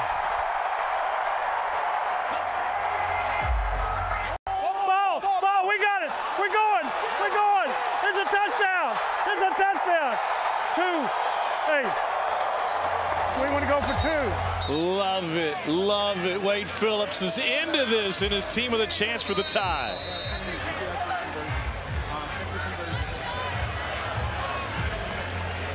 Sun broke through the clouds at the right time for this Roughnecks team. Black. Go! All right. McDonald for the tie. Pressured. Flips it. And it'll go out of bounds. LaKale London had the pressure, but defense the name of the game for the Roughnecks and William Likely. Here's Cole Kubelik. William, going back to the old kick returner, wide receiver days on that return, huh? Yeah, I got to bring my offensive skills out. You know, I don't get to do it so often now, so when I get the ball, I try to do what I do. Is any part of you understanding where you guys are in the game as far as the score, feeling like you got to try to get one in? Yeah, we know we got to make a play on defense, and we still got to make a play. We got to finish out strong. So that's one of the key factors for us right now. Thank you, William. Congrats. Yes, sir. William Likely played his college ball at Maryland, one of the most versatile players in the XFL, going back to his college days. But he ran with that. He lets him go. Back and cuts in. That's McDonald and Burnett have yet to get on the same page. Darius Shepard back to receive this one. Interesting here. Do they go back with Brian Hill, or do they go with one of the other backs now? Putting on the deck twice. It's a tough one to recover from. Shepard looking for the edge.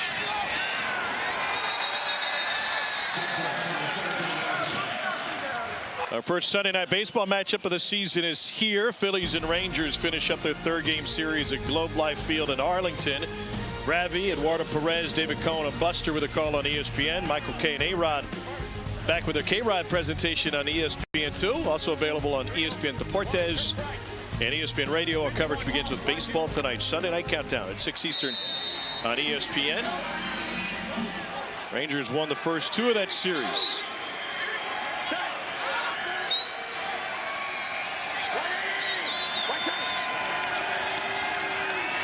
McCarron pressured. He was injured last time, and it's taken down gently by Jack Heflin.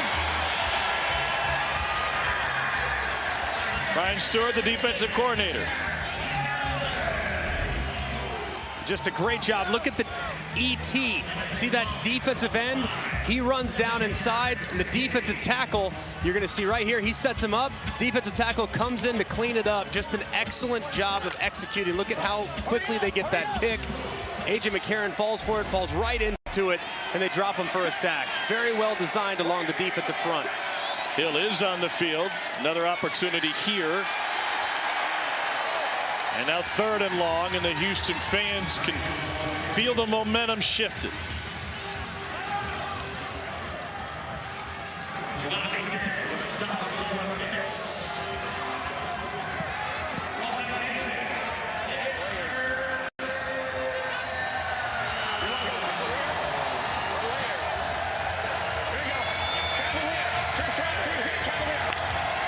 $12,013 have come into TD-ECU Stadium, and they are seeing a thriller.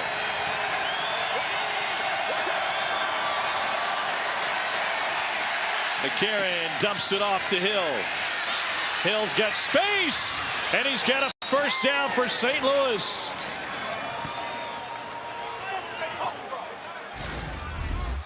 And a great job by A.J. right here, stepping up in the pocket. You see the high side rush, keeps his eyes downfield. Look at all those Houston Roughnecks defenders that are taking off, trying to guard deep to short. He checks it off underneath with Hill, and he gets it after the catch. Just a great job of going through the progression, and a great job by Hill getting vertical enough for the conversion. And G-Mac, you brought up before that series, would they go back to Brian Hill? Katie and I on the field with Anthony Beck before the game against Arlington up in St. Louis a couple weeks ago. He said, listen, guys, Brian Hill is the heart and soul of our football team. His passion, we feed off of it. He's got a lot of fire. He's a guy that provides a spark for our offense on almost every down. So going to be tough to keep him out of the lineup and keep the football away from him if he means that much. Here's Anthony Beck on Hill in his own words. He's got it. He's got it. Good job, B. It's a way to bounce back, Brian. There we go. It's a way to bounce back, Brian. Let's go. 2 fumbles today. Sean Davis was the injured Roughneck. Taken off the field. Hill again. Hill again! And a first down again for St. Louis.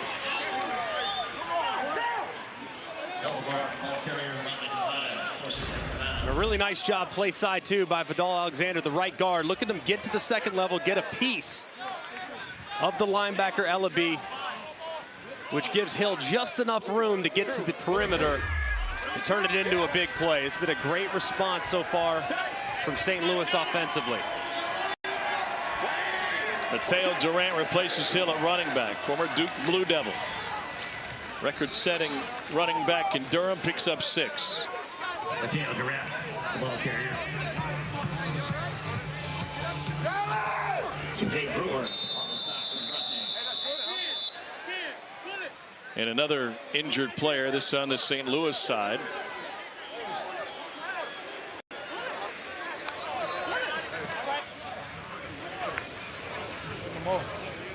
BattleHawks with a 2-point lead. We approach the midpoint of the 4th quarter between a pair of 4-2 teams. Back in Houston in a moment. After this, we turn the page to Week 8. We got a couple of doubleheaders starting Saturday at ESPN. St. Louis home in the Dome against Vegas, followed by Arlington. Going down to Orlando after the Guardians got great play from Quentin Dormady lately. We'll be in San Antonio for the ABC broadcast of Houston and Heinz Ward Brahmas. DC travels to Seattle for a 7 o'clock kick. Close out the weekend on ESPN2. Every game available on ESPN+. Seattle red hot. They've won 5 straight. Steven Gonzalez was the injured offensive lineman. He's out. Dallas Warmick takes his spot at left guard. And it's getting loud. He's saying, watch the guy over the slot receiver. He's probably blitzing. Here he comes. Good thought by McCarron. Mateo Durant has no gain.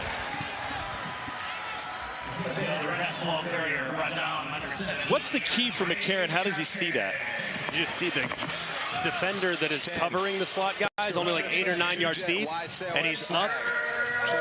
The guy that's over the defender currently isn't looking at you. When he's not looking at you, that means he's coming. If he is looking at you, because these guys, they think they're tricking us. We know what you're doing.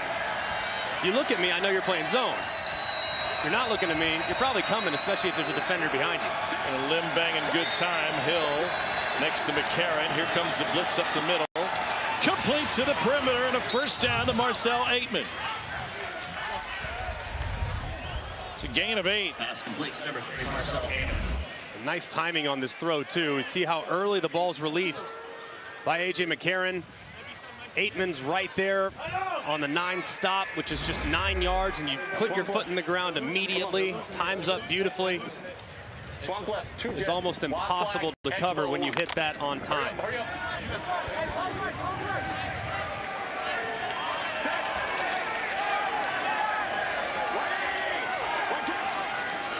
Karen looking for Butler. Instead he goes underneath. And Darius Shepard hits a first down. Shepard was a star at North Dakota State.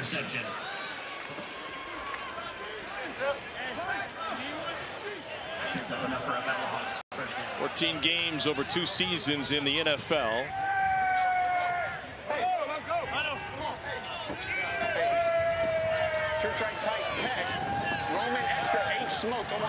Shepard lost his dad when he was playing in North Dakota State. His father had played in the early 90s at Missouri. It was an emotional time for him, and then he realized his dream of making it to pro football, but he's been all over the place since. This is Stephen Mitchell on the catch. You look at Darius Shepard's transaction page on Pro Football Reference, and it might take a while for you to get through it. This guy has been everywhere. Signed, wave, signed, wave, signed, wave. Packers, Chiefs, Cardinals, Vikings. Practice squad appearances. The Broncos picked him up, and last time he wore the NFL gear was October of 22 when the Broncos released him. And he's exactly what the league is for. A guy that's just right there trying to make that extra push, and he's done a great job so far. Had a huge game last week. They go to the tight end Sutherland and gets flipped at the 10. Gains 3 the hard way. Pass complete to Jake Sutherland.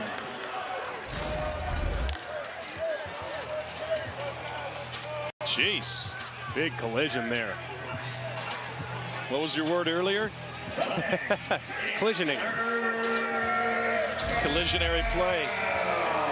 Tom, after the ankle injury, Steven Gonzalez is checked back in at left guard. Thank you, Katie. 3rd and short. Sounds like right now they're actually going to protect it up and throw one here.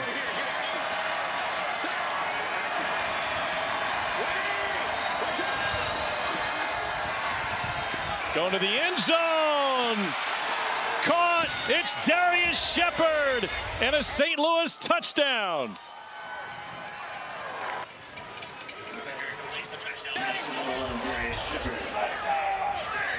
Fourth touchdown of the season for Shepard. He had 2 last week in the win in Las Vegas. And just a great job of identifying the one-on-one. 3rd and short situation. Obviously, Houston is thinking they're going to run the football. Instead, they opt to completely block it up, get the press coverage with the slot fade. A.J. McCarron, 6 of 6 for 57 yards on that drive, and now they'll go for 1. 1 of 4 on 1-point conversions this year. Play action, little sidearm sling. Still a 1-score game, but there's a flag down in the end zone. St. Louis might have another crack at it. Holding. Let's go. Let's go. We gotta get in here. Let's go. That's what I'm looking at. Got it. Put another one. Tavante Beckett Yep. They're Pass calling interference, defense, number 11. Ball being placed at the 1-yard line. Try. Still a 1-point try here for St. Louis.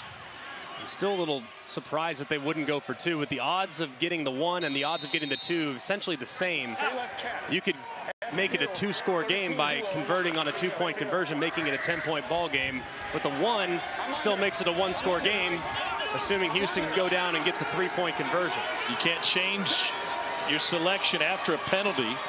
So that decision made before the flag. Here's Hill, and he dances in. St. Louis with a 9-point lead. Another flag afterwards. And a personal foul penalty coming, maybe a couple of them. Right here, 52. Look at this shot. Here, look at 52 offense or defense? 52 defense. Let's see it in the kickoff, okay? Houston, 52. Unsportsmanlike conduct. Number 52. Defense. That 15-yard penalty be assessed on the ensuing kickoff.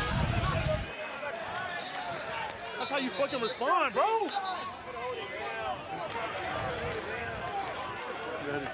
Hill was in, play was dead, left side of the screen. Sutherland in a scrap, and the takedown by Ellerby, and the shove is what draws the flag. Kind of hurt on the sideline. Just terrific response from St. Louis, especially you think about getting way behind the sticks on the first 2 offensive snaps of that series. You go backwards, and then you pick it up on the check down to Brian Hill. Next thing you know, you're off to the races. So just a great job there by St. Louis, getting down the field and punching it in for 6. And how about the redemption for Brian Hill after the fumble led to the scoop and score? Anthony Beck kept him on the field, converted a big 3rd down, and then was able to punch in the point after. The kickoff will come from the 45 following the penalty. And he'll need a holder with the wind swirling. How about this? It's not a fellow player. It's the red hat who will do the holding.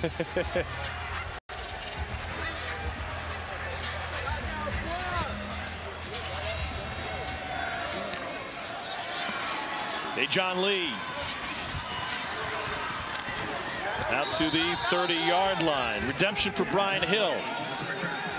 Brian, you had 2 huge first downs, and then you end the drive with the conversion. What was the mindset needed to have that kind of response? I just had to make up for it. You know, I let my team down twice today with 2 fumbles, 2 big fumbles. So I was lucky enough to get, we were lucky enough to get the first one back, but the second one turned into an instant score. So I know I just had to go out there and make a play.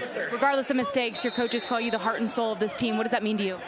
I mean, like they said, heart and soul, that means we run off my mistakes and my accomplishments. So if I'm out there messing up like that, maybe the rest of the team gonna do the same. I gotta get my mind right and make a play whenever I can. Thanks, Brian. No problem. Brian Hill was Wyoming's career rushing leader by the time he left Laramie, back to his hometown of St. Louis, playing professional football now. Live lines, you're given 8.5 if you take St. Louis.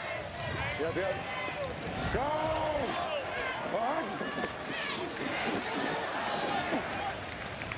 McDonald slings it out to Cedric Bird. Just a reminder, it's just a 1-possession game here in the XFL, so don't need to be in a crazy hurry. Bucks, we're going to run it here on first down. This would be a run play. I did not hear Bucks Ripper. Ripper would be the quick throw, but I like Bucks here. Here's Max Borghi. Wow. Max Borghi's able to pick up the first down thanks to Darian Parker. Cole, what have you thought of the Roughnecks offensive line today?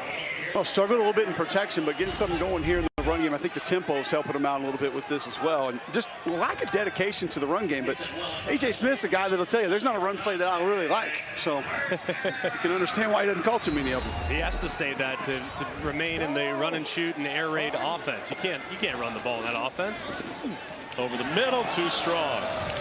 Hey, Cole, let's go back to you real quick. The wind has been swirling. Have you seen a major effect down on the field, especially in passes? I have. I've seen a lot of throws that have been moving left to right. I think a couple of receivers have been affected of it by being able to locate the football, and I think the accuracy has been affected a little bit as well. You can't really see it at the top of the pylons with the flags, but that wind has gotten going here a couple of times. McDonald with the keep. Picks up 2. That'll take us to the 2-minute warning. We are in the 4th quarter. It is a 1-score game. We're in the XFL. 9 points is available on any score. Back for the final 2 of regulation after this.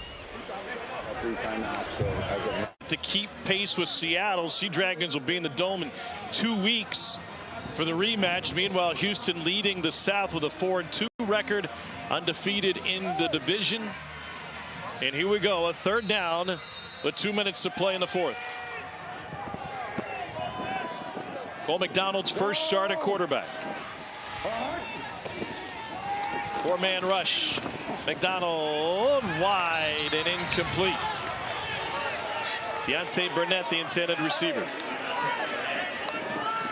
They just haven't been on the same page all day.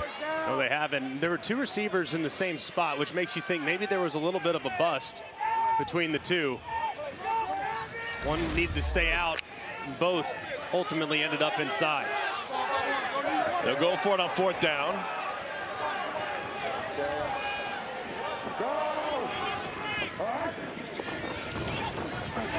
They bring pressure with 4. Somehow they got to him, and they forced McDonald to scramble. Nobody open downfield. And he slings it incomplete. And a turnover on downs for the 2nd time for the Roughnecks in this game. Anthony Beck all smiles. Kevin Atkins in that front 4 got to him. That front 4 has been really playing well here in the 2nd half of this football game. Not a lot of room for Cole McDonald. He does a good job of buying time, trying to give his receivers a chance, but they were all just too far away. He had retreated too far to be able to make it happen. As you see Anthony Beck looking on, celebrating the turnover on downs. This thing's not totally on ice, though. Houston still with 3 timeouts at their disposal. And an opportunity in the 3 and out to give their offense another chance. Eric Hansen was in on that last play. Product out of Division II Upper Iowa. Big pickup for St. Louis. Play clock at 1. Here's Mateo Durant. Gain of 3.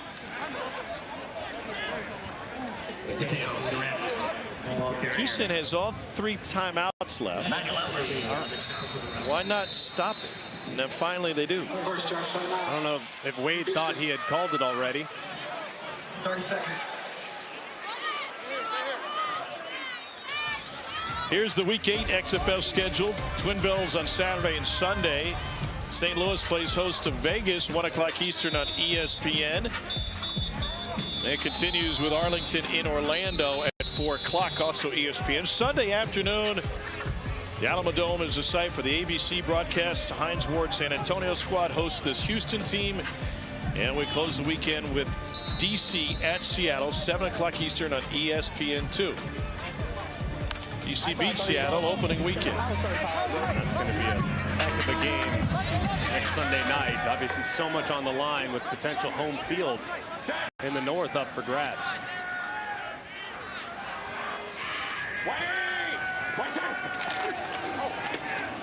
The pressure by the Roughnecks, and they're able to break through, and a tackle behind the line of scrimmage made by Jordan Mosley. 2nd charge timeout. Houston. Houston takes this one quickly with 1:24 remaining.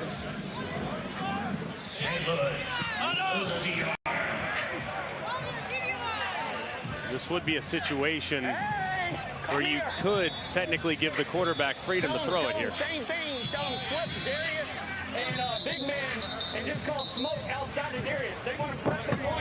Throw it to him and let him see if he can get it. LeBron, he said. LeBron. Yeah, there you go. So a high percentage completion here He wants to throw a quick screen.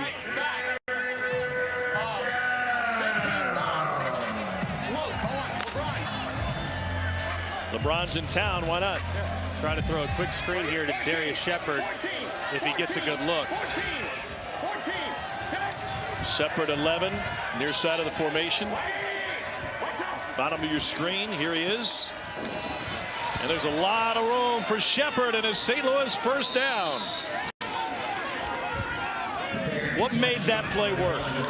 It's a good idea from AJ. They're playing press on the point, meaning the guy in the slot, who's really the point, they're pressing him, and they're off coverage to the outside. So you get a really easy completion. You have a 6'6" tight end body that's getting pressed. He can just run straight ahead and try to collision the guy that would be covering Darius Shepard on the outside. So instead of running your head up against the brick wall, you get to maybe make a guy miss, and next thing you know, you're out the gate. And that's exactly what happened as St. Louis puts this thing on ice with a great decision from A.J. McCarron and excellent execution from the passing attack. Again, that collision word. Do you have interest in a body shop back home? Or what's the deal? I do not.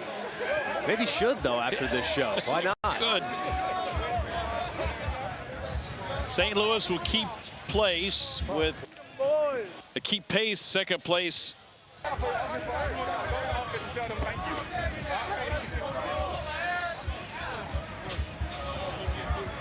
And the BattleHawks will move to 5-0 against the rest of the league not named DC. Great game, boys. Victory on one. Ready? Set. 180. Right side.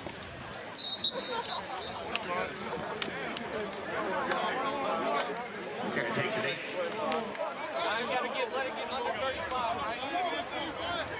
Roughnecks, meanwhile, held to 15 points or fewer for the second time in the last 3 weeks. This offense was unstoppable through the first month of the season. They averaged over 30 points a game. They've come back to earth big time these last few weeks, and we've talked a lot about the division race in the north, but the one in the south might be every bit as intriguing. And it might be ultimately in the South Division Championship in the playoffs. It might be the lesser of many evils, because none of those teams in the South right now are playing consistent quality football. Clock runs out on Houston. Anthony Beck, first year as a head coach. Abdul's Wade Phillips. Cole McDonald's first start does not turn out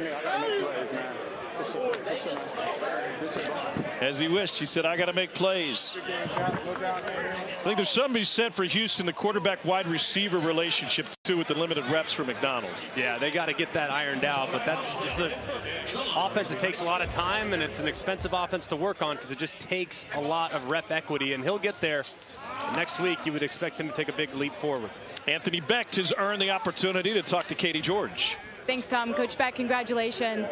Given everything that Seattle's done as of late, how important was it for your group to come on the road and get this win one final time before you head home for a long home stretch? Yeah, you know what? I mean, I don't even know what Seattle's doing right now. Our focus was on this game, and I really put the team and said, listen, what are we going to do? We've lost one the last 4 weeks. We got to start putting games together and win. And if we just match the effort, intensity, and really the fundamentals we did last week, we'll be fine. And they did that today. The defense played outstanding. Our offense came out hot. We did a good job. We had a lull in the second half, but our defense really kept it together. Great pass rush, really held it down. Just got a lot of confidence in these guys right now, and that's what it's all about. They go make plays when their number is called, and our defense stepped up big. To that point, every time there was a mistake or a missed opportunity, your group responded. What does that say about this unit? Yeah, I mean, B. Hill put the ball on the ground twice. That's not him. He had a personal foul. That's not our culture. But the guys bounced back. I knew they would. I trust them. You got to trust your team. You got to trust your players. We only have 45 guys that dress. So we can't just roll different people in and think somebody's going to step up. We got to trust our dogs. And Brian and Willie and those guys are our dogs. So I just love the effort. I love the intensity and the togetherness. And that's 2 in a row for us. So that's huge. And now we get a big one next week, and we get a chance to get another victory. Congratulations. Thanks, Katie. Appreciate it. A.J. McCarron, 26 of 34, 222, 3 touchdowns. He's with Cole. AJ, felt like you did a lot of work at the line of scrimmage today. I don't know if that was the plan coming in. You felt like you were going to see multiple fronts and have to do a lot, but a lot of verbiage, a lot of changing by you, but a lot of it worked. Was that the plan coming in? Listen, I tell you, it's so much fun to be able to come to work every week and play under Bruce. Like, Bruce is a freaking genius, and he trusts me enough to give me the freedom. He knows I'm going to see things and to be able to audible out, but I mean, he also called a hell of a game himself, too. And the guys just did an unbelievable job of executing. I mean, the big boys played awesome up front. Guys out wide made plays. Running backs fought through adversity, right, and came up big when we needed them. And I'm just super proud of this team. I mean, we're learning how to really put this thing together week after week, and it's been awesome. I'm just interested, though, after the game, we got the whole crew over here. We're trying to get him on the field. I think we got a couple coming right now. Look at him. My two oldest. There he goes. He got a couple of them coming over here. Now, I don't know who it was, but one of them said, Daddy, make sure you throw the ball good today. Yeah, Did you pass that test today? Yeah, I hope so. We'll see. I know when they come over here or later on when I see them, they'll let me know if I did or not. Look at this. Now, that's a teammate right there. Look at him. Appreciate you, Jake. Thank you, brother. Anytime. Y'all say, Mr. Jake, stuff. thank you. Anything for AJ. Oh, there we go. All right, so here I have to know. You said before the game, Daddy, make sure you throw it good today. Did he pass the test?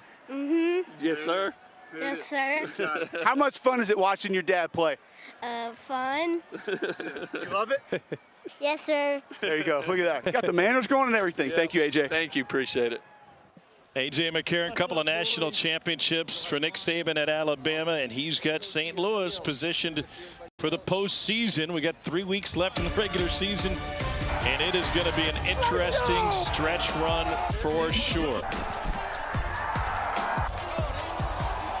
Saturday, it's start of a doubleheader. Vegas will be in St. Louis to take on the BattleHawks. Their road tests are done. They're home the rest of the way. For Greg McElroy, Cole Kublik, Katie George, I'm Tom Hart. Have a wonderful rest of your weekend, everybody. We'll see you next week in St.